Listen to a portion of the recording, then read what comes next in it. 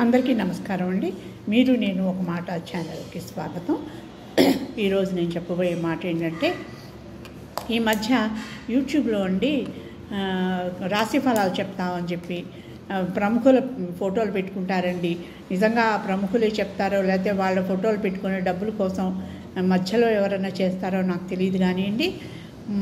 ఫలానా రాశి వాళ్ళకి రాత్రికి రాత్రి కోట్లు వచ్చేస్తాయి, కోటీశ్వరులు అయిపోతారు. ఎలా అవుతారండి కోటీశ్వరులు? రాత్రికి రాత్రి ఎలా వస్తాయి చెప్పండి డబ్బులు? కష్టపడిందే ఎవరికైనా డబ్బులు వస్తాయా చెప్పండి?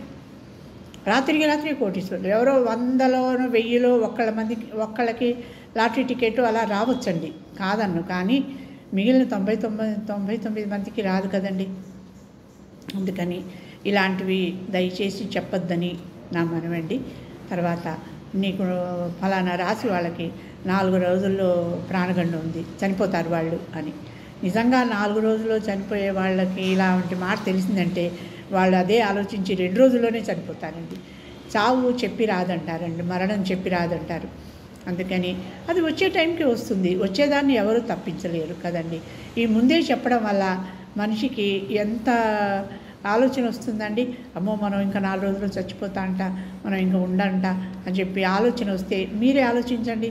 మనకే అలా జరిగిందనుకోండి ఎలా ఉంటుంది? అందుకని రాశి ఫలాలు చెప్పండి, ఏదో ఆల్ ఓవర్గా అంతా బాగుంటుంది అని చెప్పండి. లేకపోతే ఇలా ప్రమాదాలు జరుగుతాయని ఉంటే కనుక వాహనాలు నడిపేవాళ్ళు జాగ్రత్తగా ఉండండి అని చెప్తారండి కొంతమంది. అలా చెప్పచ్చు. అలా చెప్తే కొంచెం వాహనాలు నడిపేవాళ్ళు కొంచెం జాగ్రత్తగా ఉంటారు.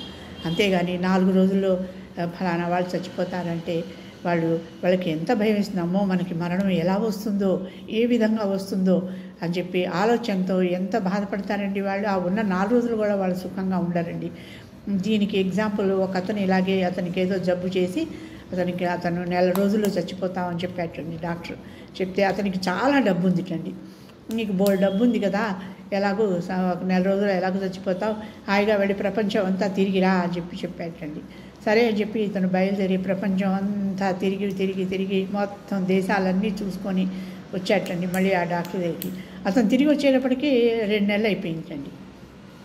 అంటే అతను ఆ మరణం గురించి ఆలోచించకుండా చేశాడండి. డాక్టర్ చేసింది మంచి పని కదండి. అలాగా కొన్ని జరగవండి, కొన్ని జరుగుతాయి కానీ కొన్ని జరగవు. తర్వాత ఇలాగే మరణం నిజంగా వస్తే తప్పించలేమండి ఎవరైనా. ఒక రాజుకి ఇలాగే రాజు కొడుక్కి అతను 16వ ఏటో ఏమో చనిపోతాడంటే రాజు భయపడి సముద్రం మధ్యలో 7 అంతస్తులు మేడ కట్టించి అందులో ఉంచేటండి. అందులో ఉంచితే అతనికి ఆహారంగా పళ్ళు వెళ్ళేటండి.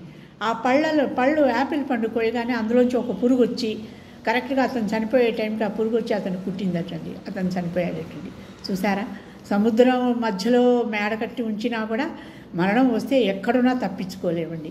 అందుకని దయచేసి రాశి ఫలాలు చెప్పేవాళ్ళు కొంచెం చూసి ఎదుట వాళ్ళ గురించి ఆలోచించి చెప్తే బాగుంటుందని నా ఉద్దేశం అండి. మీ అందరికీ నా ఉద్దేశం నచ్చిందని అనుకుంటున్నానండి. నా మాట కనుక నచ్చితే లైక్ చేయండి, షేర్ చేయండి, సబ్స్క్రైబ్ చేసుకోండి. మీ అభిప్రాయాన్ని కామెంట్స్ ద్వారా తెలియజేయండి. మళ్ళీ రేపు ఒక మంచి మాటతో మీ ముందు ఉంటాను. అంతవరకు సెలవు.